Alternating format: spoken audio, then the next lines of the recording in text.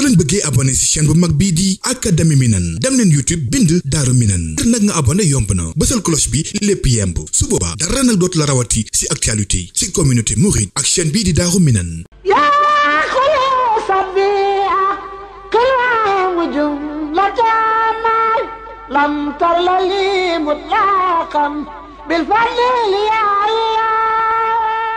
asalaamaaleykum suñu mbokku téléspectateurs yi ñuy bàyyi xel ci suñu télévision Académie Minane ñi am mbégte ak kontaante teewal leen fii ci complexe Cheikh Ahmadou Bamba comme ni ñu ko baaxoo defee saa su nekk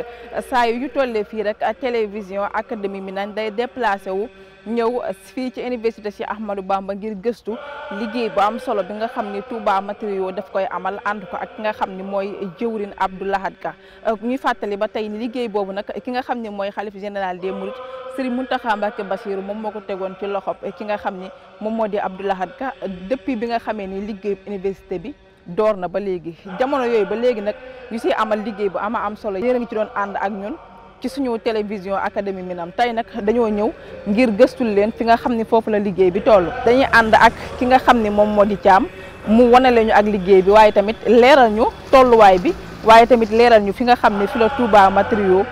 jëm ci jamono yi ñu dëgmal kon Serigne Fallou ñu ànd daal di teewlu Thiam ci kàddu yi am solo yi nga xam ne daf koy yëkkati. asalaamaaleykum wa rahmatullah taala wa barakaatu yéen mbokki jullit yi yéen mbokki taalibe yi ñu ngi leen di nuyu kenn ku nekk ci sa tur ak ci sa sant di tàmbali nuyu bi nag ci sëñ Mountakha Bassirou mi nga xamante ni tey jii moo sabab lii tey ca njàlbéen nga mu ni woon liggéey bi na jëm kaw bu mu laal suuf ci biir loolu mu wóolu Abdou Lahad Ka jël liggéey bi teg ko ci loxoom Abdou Lahad Ka wàññeeku nag jël ay partenaire am nekk ci liggéey bi depuis boobu ak léegi daal di choisir staff technique am staff administratif am ba pare na jël service de communication bu mel ni Académie Daaru Minane ñu nekk fi ak ñun mu jël soxna Maam Jaara boole ko ak ñun mu superviser communication bi jël ku mel ni sëñ Fallou jël caméra yi jox ko Mountakha Ndiaye Gabon superviser leen ñoom ñëpp te booba ak léegi wax dëgg yàlla ñi ngi góorgóorlu suñu kemtalaay kattan te it lépp loo xamante ni ak effort boo xamante ni Serigne Abdou Lahad Ka def na ko booba ba léegi ñu ngi koy apprécier ak it di ko teg ci fa mu tegu ci biir loolu nag li nga xamante ni passé na ci biir 9 bâtiments yi Touba Matériaux yore te organisation bi ci war yëpp Abdou Lahad Ka defoon ko ak ay équipe am jële woon ko loxoom ci wàllu planning yi ci wàllu plan d'action yi assuré woon ressources humaines boo xamante ni bi national la bi international la assuré woon it aussi matériaux de construction yi nga xamante ni dañ ko doon saytu amoon ay ingénieurs d'études ak ay ingénieurs de contrôle yoo xamante ni depuis boobu ba léegi ñoo ngi fi te jógeeguñ fi instant bi ñu toll nag ñi ngi toll ci phase boo xamante ni phase finale bi nga xamante ni moom la Serigne Mountakha Bassirou souhaité woon service pédagogique ñëw nañ fi semaine passée ba waxtaan nañu ak maître d'ouvrage bi waxtaan ku mel ni Maam Thierno Bassirou Mbacké moom it Moustapha Bassirou Mbacké ak it ku mel ni maître d'œuvre Thiawo Kandji ak ñaa ak ku mel ni Cheikh Mbaye mi nga xamante ni moom moo yore bureau d'étude bi xarañ lool di guddi di bëccëg heure boo amee lu la jaaxal sur le volet technique boo ko woowee mu ñëw boo ko posé question it mu répondre donc nag boobaak léegi Abdou Lahad Ka gàcce ngalaama bi nga xamante ni gros œuvre yi instant bi ñu toll nii pour 9 bâtiments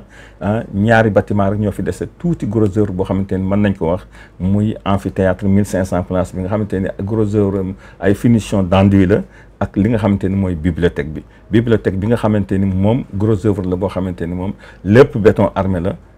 te instant bi ñu toll nii foofu moom mooy fi nga xamante ni foofu lañ toll. Cela n'a pas empêché Abdou Lahad Ka bien que y a des conjonctures yoo xamante ni ci matériaux yi ndax Covid beeg yëpp mais terewul Abdou Lahad Ka dafa gëmm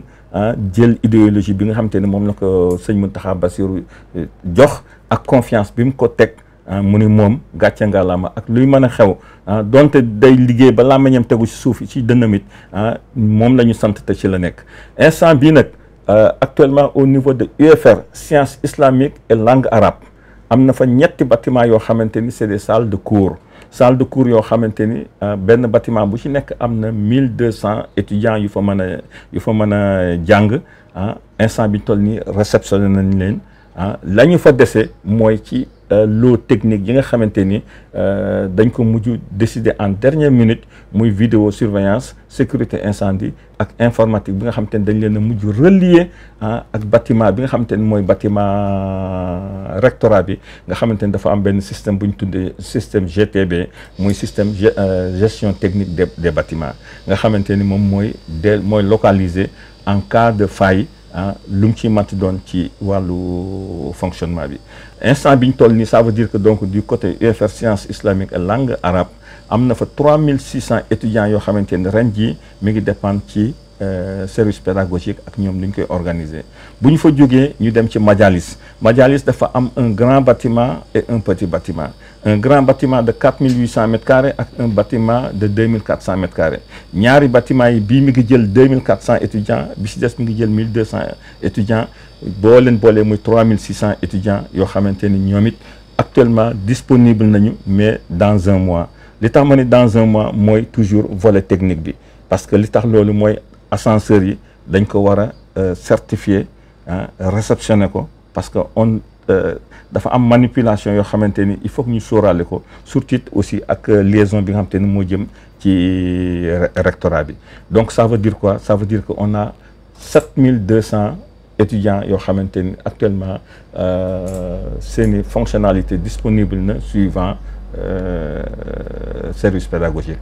am nañ nag restaurant boo xamante ne 400 mètres carrés la restaurant bi instant bi ñu toll nii actuellement pare na moom it réception moom moo ci des tey jii c'était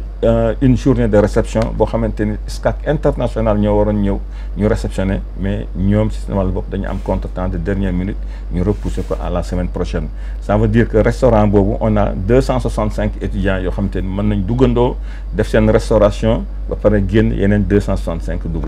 mu des nag léegi nag amphithéâtre 1500 places amphithéâtre 1500 places bi gros œuvre bi actuellement ci problème de finition d'enduit yi permettre ñiy poser aluminium mën a ñëw poser aluminium foofu la ñuy toll avant ñuy commencer acoustique bi ak sonorisation bi léegi mu des nag la bibliothèque bi nga xamante ni nag kooku moo doon bâtiment bi nga xamante ni c'était plus ou moins le seul bâtiment en sous-sol nekk 1200 mètres carrés par niveau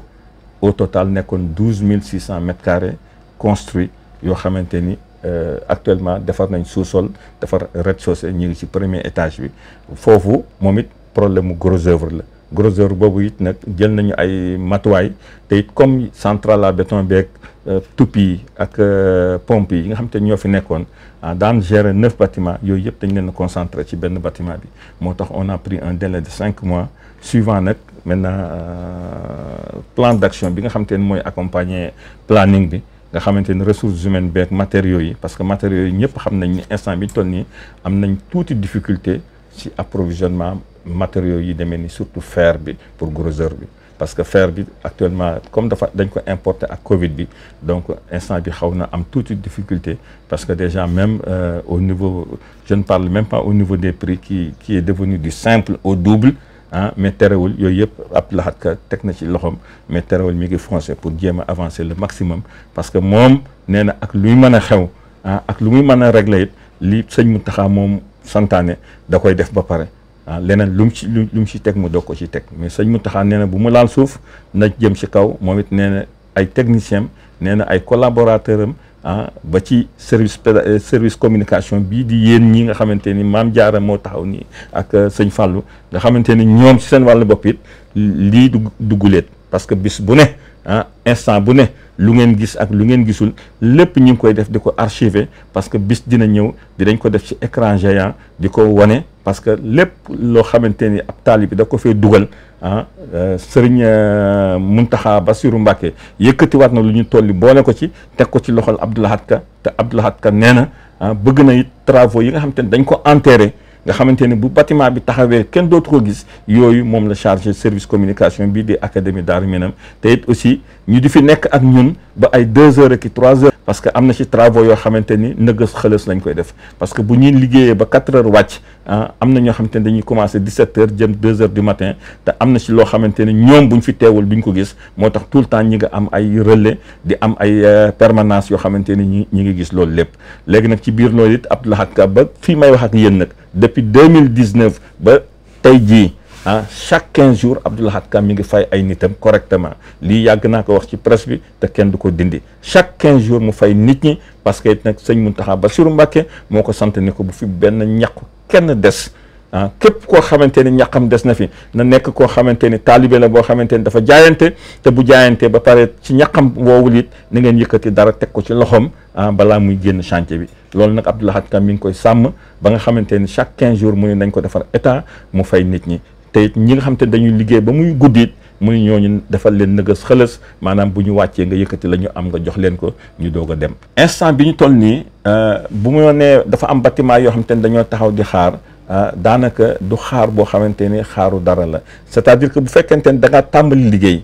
di dem ba toll fenn fi war a réceptionner il faut nga def benn temps d'arrêt boo xamante ni pour saytu li ñu naan bâtiment témoin te au lieu ñu jëloon benn bâtiment def ko bâtiment témoin nga xamante ni da nga koy liggéey ba pare ñu xool ko ba ñëpp d'accord ni bâtiment bi jaar na yoon li ñu si soxla yëpp am na léegi mën ngeen a continuer liggéey mais fii dañoo jëlandoo lu war a mat 6 bâtiments def ko bâtiment témoin nga xamante ni 3 bâtiments yi nekk ci majalis ci UFR sciences islamiques et langue arabe ak 2 bâtiments yi nekk majalis ak restaurant bi 6 bâtiments yooyu dafa nekk 6 bâtiments yoo xamante ñoom ñëpp ay témoins lañu actuellement nag liggéey nañu leen aussi bien gros œuvre liggéey leen en lot technique ñu wàññeeku nag ñëw ñambaas ci informatique bi ñambaas ci sécurité incendie parce que question sécurité la ba pare ñambaas ci encore vidéo surveillance ba pare nag loolu ñu jël li ñuy wax nag ay contrôle d'accès ki ay anti intrusion ak GTB bi mooy li nga xamante ni moo yore gestion technique bu bâtiment bi nga xamante ni dañ koy relier directement ak bâtiment administration bi nga xamante ni booba foofa dina am benn salle de labo boo xamante ni dina am ay agents sécurité yu fay nekk pour man di gérer bâtiment yi donc loolu moom moo tax li ñuy wax ni yenn bâtiment yi toog xaaroon parce que il fallait dafa am première phase am deuxième phase ba pare am troisième phase instant bi ñu toll nii nag première phase bi moom li ci war yëpp defar nañ ko instant bi ñu toll nii nag ñi ngi toll nag war a dem ci deuxième phase bi nga xamante ni suivant planning bi ak niñ ko sëñ Mountakha tërale noonu lañ ko suivre donc loolu mooy indi baatu xaar mais nekkul xaar boo xamante ni dañuy taxaw di xaar lii wala ñuy xaar leneen. voilà yi nga xamante ni pare na ba ñu joxe ko pour utilisation service pédagogique ñoom ba semaine bii rek ñi ngi def ñoom seen i réunion parce que ñëpp xam nañ ni kër moom ak administration ñoo yem. Donc bu fekkente ni jël nañu structure yi mettre ko à disposition am na benn organisation am na benn administration boo xamante ni dafay jël temps boo xamante ni pour non seulement les professeurs à choisir parce que am na ci loo xamante ni sëriñ bi réglé na ko ba moom depuis le début am na ci professeurs yoo xamante ne état Sénégal moo koy mettre à disposition ba pare nag it nag y a le choix maintenant des étudiants loolu nag choix boobu nag dafay nekk ay critères yoo xamante ni en fonction de ni ko sëriñ Mountakha bëggee en fonction ni ko sëñ Badiou ak service service bi nga xamante ni ñoom ñoo yore ñoo yore comment dirais-je encore ñoom ñoo yore exploitation bâtiment yi donc ñoom dañoo nekk ñoo xamante ni instant bi ñu toll nii ñu ngi ciy liggéey liggéey boo xamante ni c'est pas visuel c'est un travail interne donc nag day jël benn temps boo xamante ni te ñoom it nag am nañ temps puisque déjà on est au mois de juin donc entre mois de juin ak mois d'octobre yaakaar naa am na fi temps boo xamante ni ñoom li ñu war a placer en administration yëpp ñoom ñoo ngi ci parce que ñoom ñoo yore service pédagogique bi ñoom ñoo yore exploitation bi donc ñun ak Touba Matériaux ñi ngi yem ci construction ak ci mise en service ak it ci defal leen équipement suivant yi nga xamante ni moo nekk suñu côté léegi nag mu des équipement bi nga xamante ni nag ñoom exploitants yi ñoom ñoo xam nañ koy bëggee ak seen i partenariat ak ni ko Serigne Mountakha Bassirou Mbacké bëggee donc foofu laps de temps la boo xamante ni temps de réflexion la uniquement rek mais nekkul loo xamante ni vraiment lu am benn blocage ci lenn la doon. léegi nag du côté Touba Matériaux instant bi ñu toll nii dañoo dëmmal ñaari phase ñaari phase yi ñu dërmal mooy benn bu njëkk bi mooy que ni ci première phase bi ñu programmé woon nga xamante ni moo doon phase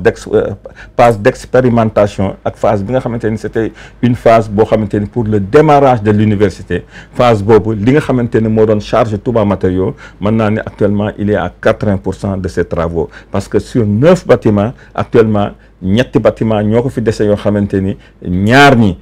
ay finition ay lot technique la benn bi moom moo am gros œuvre ce qui fait que maintenant mooy première phase Touba Matériaux deuxième phase Touba Matériaux bi Touba Matériaux jublu nag mooy yeneen bâtiment yi nga xamante ni mi ngi ko war a réaliser mais ci deuxième phase bi mooy lan mooy que ni en fonction de service pédagogique bi ñoom bu ñu exploiter la première phase en fonction de la nécessité des étudiants en fonction de la nécessité ci vision sëñ Mountakha Bassirou Mbacké bu boobaa deuxième phase boobu ci la ñuy xool exactement ñaata bâtiment moom la Touba Matériaux di jëlaat en engagement ak suivant les réalités bon ginnaaw bu loolu weesoo it nag toujours en est que comme yéen ñi nga xamante ni en particulier yow Mame Diarra soxna Mame Diarra mii nga xamante ni wax dëgg yàlla affaire bi ñor na la trop parce que yenn saa yi sax nga laaj nit ñi ba laaj leen loo xamante ni sax des fois dañ ci xaw a gàgg mais terewul loolu lépp it c'est dans le souci de bien faire c'est dans le souci que ni yëf yi dafa war a tegu ci benn clarté boo xamante ni ñëpp dañu war a am information bi à temps réel kii nga xamante ni nag moom mooy sëñ Fallou yore caméra bi it aussi wax dëgg yàlla man saa yu ma gisee ay PCM damay toog sax yenn saa yi may laajte ndax chantier bi mooy chantier Touba Matériaux wala ban chantier la parce que réellement dina ci am ay revers yoo xamante ni surtout nag bi gën a doy territoire yenn saa yi bu ngeen envoyé seen drone bi ba mu ñëw def survoler donc dinañu génneel ay failles yoo xamante ni loolu mënoon naa nekk ci ñun la ñuy tuddee queue de chantier mooy ay poche de travaux yoo xamante ni dafa mel ni ba ñuy wàccee équipe yi bàyyi nañ ko ci ginnaaw te it nag boo ko defarul léegi bu ëllëgee boo ko waree defaraat dina laaj ay échafaudage wala mu laaj financement boo xamante ne wala liggéey ba du liggéeyu 10 minutes waaye balaa ngay àgg pour war a ko mën a liggéey mën ngaa def ñetti fan pour préparer pour mën fa àgg donc yooyu moom ñi ngi koy sant académie Daaru Minam parce que drone bi ngeen ñuy faral di indil drone la boo xamante ni bu leen bàyyi xel ni non seulement talibé yaa ngi koy xool waaye ñun Touba Matériaux dañuy koy suivre parce que di xool réellement parce que yenn saa yi ñu dépassé loo xamante ni liñ naan un œil nouveau ci li ngay def day nekk loo xamante ni da lay mayaat doole day nekk loo xamante ni da lay wanaat loo xamante ni xëy na peut-être bon ba nga ko waree boo ko naree gis dina fekk booba c'est un peu trop tard kon nag gàcce nga laamatu ci académie Daaru Minam di sant bu baax sëñ Mountakha Ndiaye Gabon ak di sant